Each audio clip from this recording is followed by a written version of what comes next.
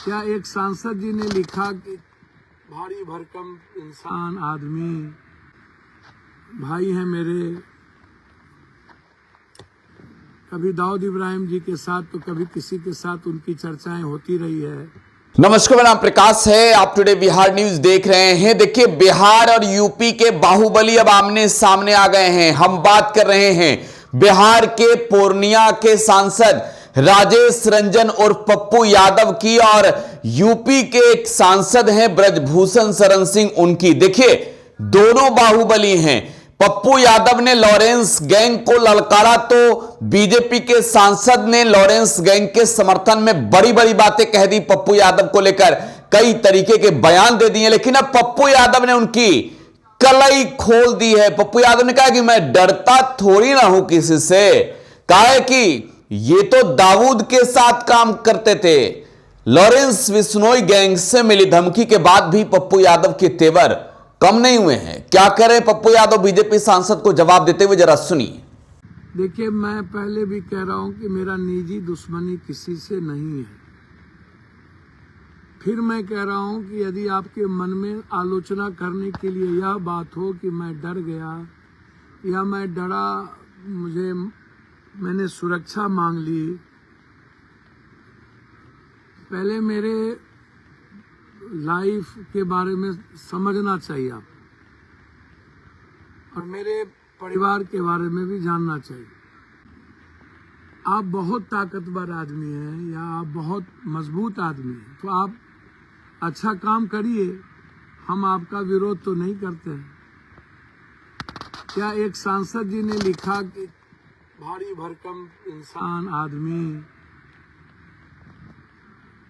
मेरे वो मित्र हैं, मैं उनकी बहुत इज्जत करता हूँ, भाई हैं मेरे, कभी दाऊद इब्राहिम जी के साथ तो कभी किसी के साथ उनकी चर्चाएं होती रही है, और उनका इतिहास दुनिया को पता है कि उनकी जो ये आज साम्राज्य है वो दाऊद इब्राहिम और वैसे लोगों की संगति के कारण ही।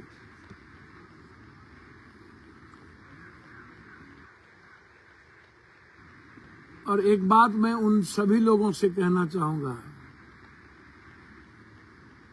लगभग 90-95% जो लोग राजनीति में आए, उन लोगों का बैकग्राउंड जो है वो किसी न किसी दल और जाति के आधार पर।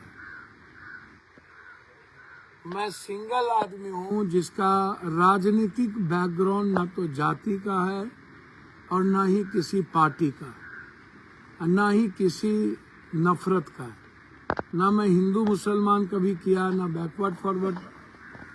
मुझे जो अच्छा लगा गरीब के हित में, कॉमन आदमी के हित में, उसमें जाति आ जाए या मंडल कमीशन या सामाजिक न्याय या कोई भी ऐसी लड़ाई, तो उसमें जाति नहीं थी, उसमें गरीब की अवधारणा था, उसमें सभी जाति के लोग थे। देखिए, आपके बारे में दुनिया को पता है कि आप किससे चंदा लिए, कौन किससे पैसा लिया।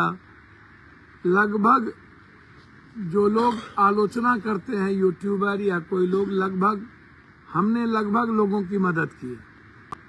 आप अच्छा काम करिए, आप जाइए, आप हम पप्पू यादव से बड़ी लकीर खींचिए। तो मैं उन सांसद जी को कहना चाहूंगा, सांसद जी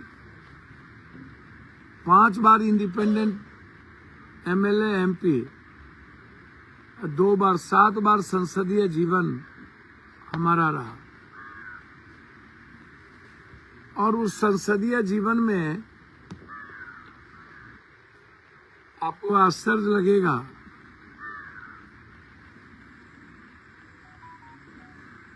कि हमारा जो नेचर ऑफ वे है या जीने के तरीके हैं, वो सिर्फ कॉमन आदमी, जस्टिस और लोगों की मदद के अलावे हमने दूसरी किताब नहीं पढ़ी।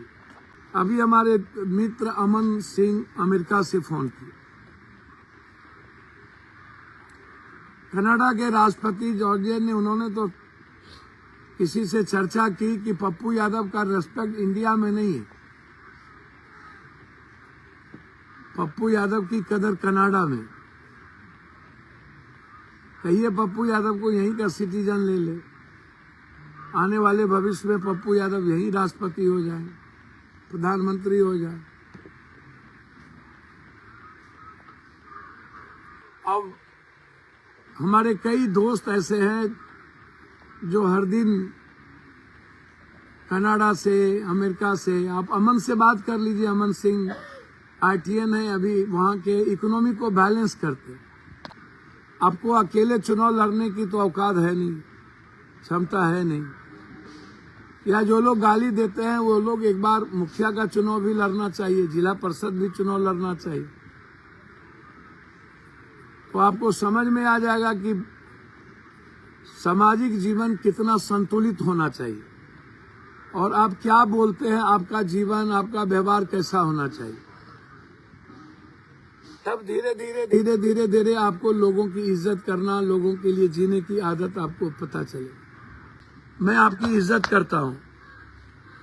जब आप लोग सोशल मीडिया पर कुछ लिखते हैं, डर गए, सुरक्षा मांग रहे हैं पप्पू यादव,